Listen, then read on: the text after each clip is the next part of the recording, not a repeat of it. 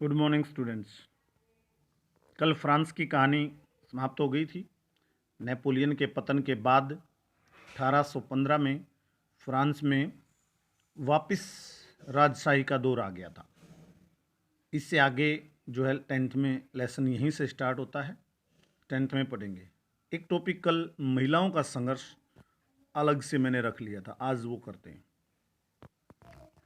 जैसा मैंने पहले आपको बताया था कि आगे हम पढ़ेंगे, क्रांति में महिलाओं ने बढ़ चढ़ के भाग लिया था। शुरू में जो बेकरी की दुकानें लूटी गई थी, बेकरी में लाइन पे लग के रोटी जो है वो महिलाएं ही लाती थी। हमारे यहाँ महिलाओं का काम रोटी बनाना है, वहाँ पर रोटी खरीद कर लाना महिलाओं का काम है।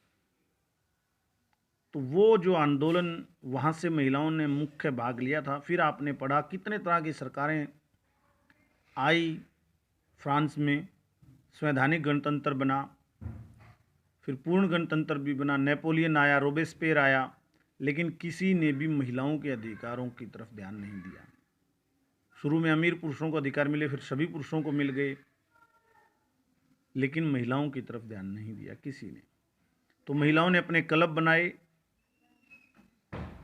आंदोलन किए, और जो संवैधानिक गणतंत्र की सरकार थी उसने कुछ अधिकार महिलाओं को दिए।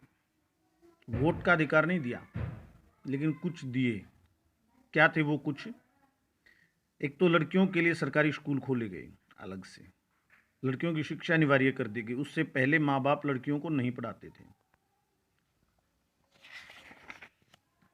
उसके बाद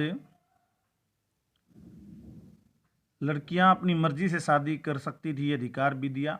वहाँ पर कानून में ये था कि लड़कियां अपनी मर्जी से शादी नहीं कर सकती, वो माता पिता की मर्जी से शादी करेंगी।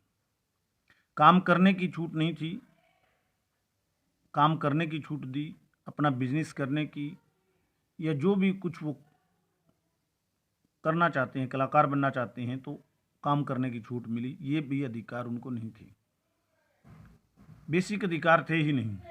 ये तो बेसिक अधिकार है, पढ़ना, अपनी मर्जी से शादी करना, अपनी इच्छा का काम करना, सिर्फ ये बेसिक अधिकार ही मिले। वोट का अधिकार और चुनाव लड़ने का अधिकार नहीं मिला। और जो रोबेस्पियर की सरकार थी, जो 2 साल का 1792 से 94 आतंक राज था, उस सरकार ने ये अधिकार भी वापस छीन लिए, दोबारा से घर में कैद कर दिया महिलाओं को।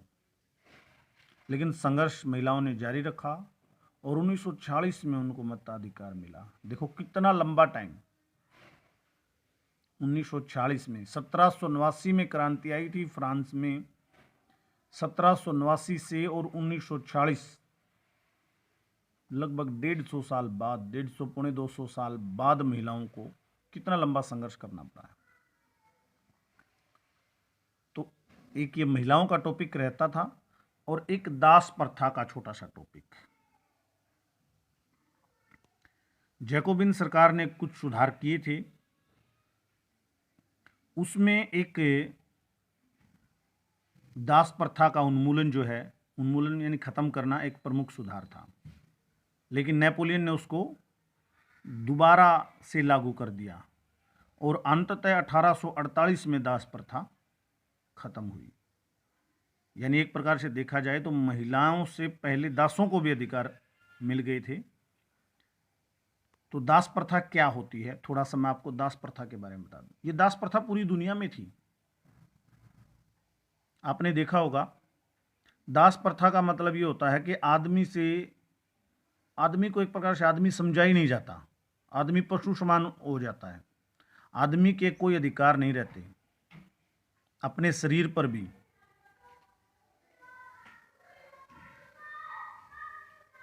उसको पशुओं की तरह खरीदा और बेचा जा सकता है। आपने अभी भी महाभारत में देखा होगा, पांडव दास बन गए थे तो उनके साथ कोई भी व्यवहार करने के लिए दुर्योधन स्वतंत्र था।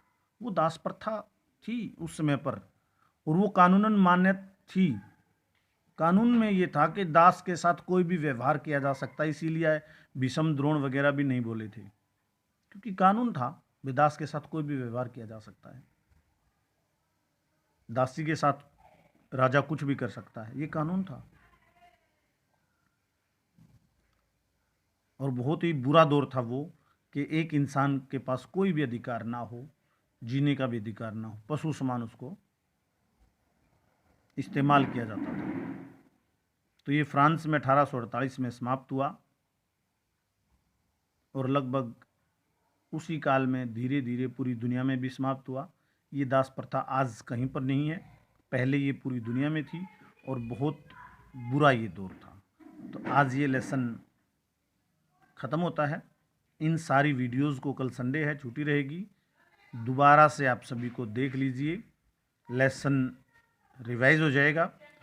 फिर मैं मंडे को इस पूरे लेसन की PDF फाइल भेजता हूँ। फिर आप PDF फाइल के साथ दोबारा फिर रिवाइज कर लीजिए, फिर आपका टेस्ट होगा, फिर नेक्स्ट लेसन करेंगे। धन्यवाद।